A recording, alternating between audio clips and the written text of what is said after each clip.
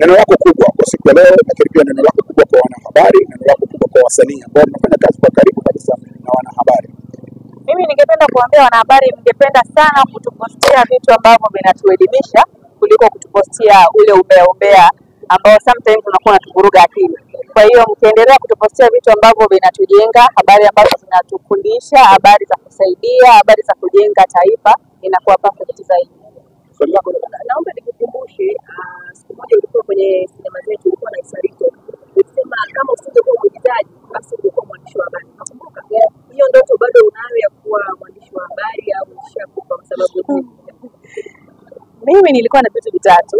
Nilikuwa napenda kuwa mwigizaji, nilikuwa napenda kuwa mwandishi, nilikuwa natamani kuwa mwanajeshi.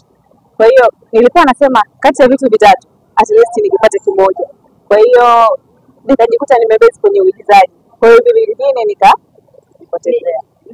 Ni nini ambacho kilikuvutia sana kwenye uandishi wa habari mpaka ikawa ni moja kati ya vitu zako? Lazima kuna kitu kilikuwa kinakuinspire.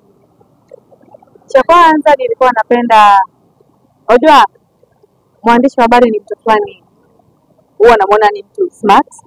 Kwa hiyo nilikuwa nikikaa nikiangalia taarifa ya habari, kilichokuwa kinanivutia zaidi hasa kwa mwanamke mwandishi wa habari mwanamke, nilikuwa natamani kwamba ipo siku na mimi nitakuwa kama yule dada. Yaani kwa nini mimi nisiwe kama yule dada? Kwa nini mimi nisifanye kitu fulani kama yule dada? Yule dada anajaribu kuisaidia jamii kwa namna moja ama nyingine. Kwa hiyo nilikuwa natamani sana kwamba na mimi nije kuwa nasaidia jamii kupitia uandishi wangu wa habari kama mwanamke.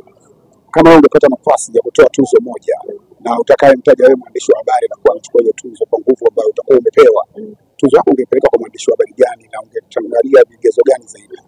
Kiukweli waandishi wote wa habari kwangu ni the best. Sio mmoja, siwezi kusema kwa mmoja ni uongo. Wote ni the best. Platform za habari ni nyingi, tuna radio, tuna television, tuna mitandao ya kijamii. Ni platform gani kwako ni best zaidi kwenye kutoa habari? Radio. Kwa nini radio? Unajua radio tumezaliwa tumezikuta na bado mpaka sasa hivi zipo.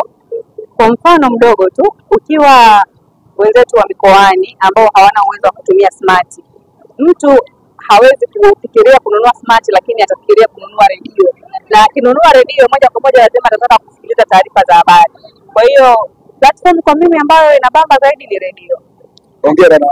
Hongera kwa kufika Superdome na endelea kuenjoy kile ambacho unakienjoy.